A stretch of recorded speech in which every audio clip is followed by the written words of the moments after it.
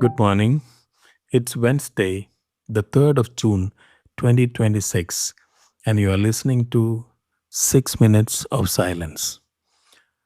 I'm Linu Kunil, and today, Microsoft just changed what it means to open Word in the morning. I'll teach you a Kerala dish that puts every vegetable in your fridge to work. And we close with a poem. Let's go.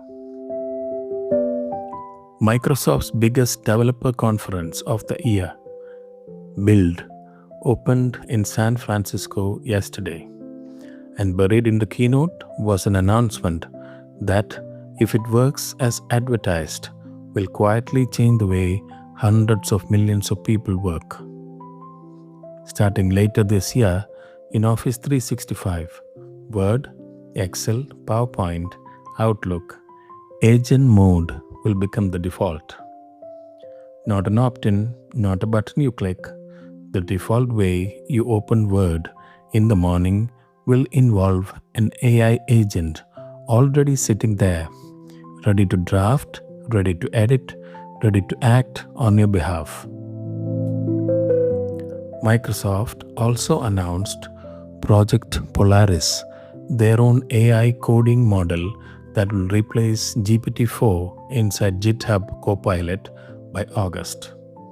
And Windows Agent Framework, a new system that lets agent do things on your computer, open files, send emails, move money with your permission but on their own. Here's what's actually happening underneath all this. For 30 years, software has been a thing you use. You opened a tool, you did a task, you closed the tool. Software is now becoming a thing that does the task for you while you watch. Which is convenient until you realize the muscle of doing the task yourself, the small daily skill of writing your own email, formatting your own deck, finding your own number, is a muscle that made you good at your job in the first place. The next 10 years will be a quiet test of which skills we still bother to keep. In other news this morning, Anthropic reportedly filed paperwork for an IPO.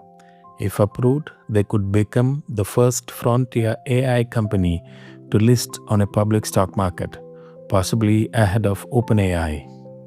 Their current valuation, $965 billion. And GitHubCopilot, the AI coding tool used by tens of millions of developers, switched from a flat monthly fee to pay per token billing this week. Translation: the cheap era of AI coding tools just ended. Which somehow brings me to a dish my mother used to make. Avial. If you grew up in Kerala, you know this dish in your bones. If you didn't, it's the answer to a question every kitchen eventually asks. What do I do with the half bag of vegetables in the fridge?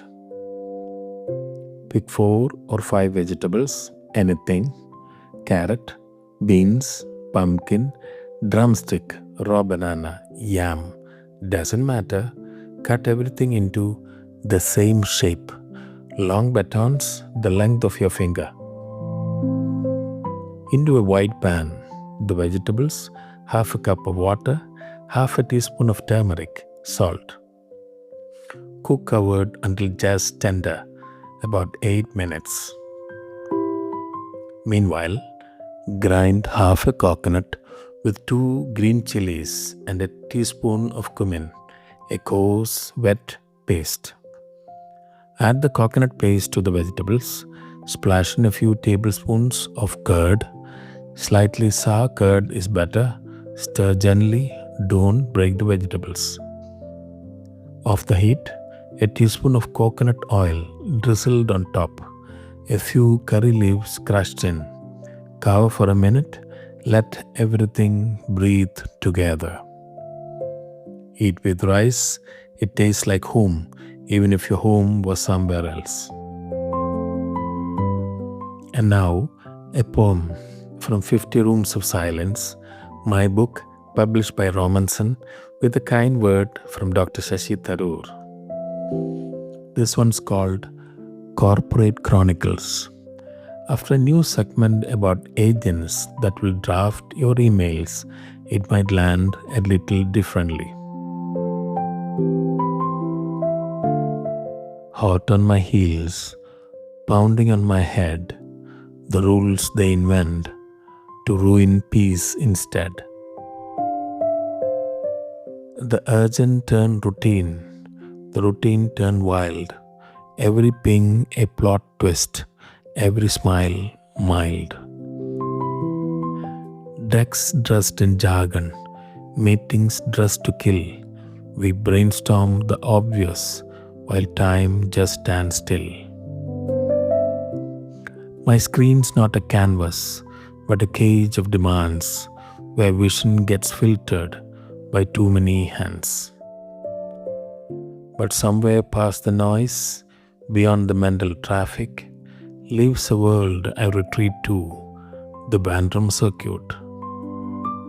So I smile on the surface and play by the code, but part of me is cruising a freer, wilder road. That was 6 minutes of silence. I'll see you tomorrow. Same room, different door.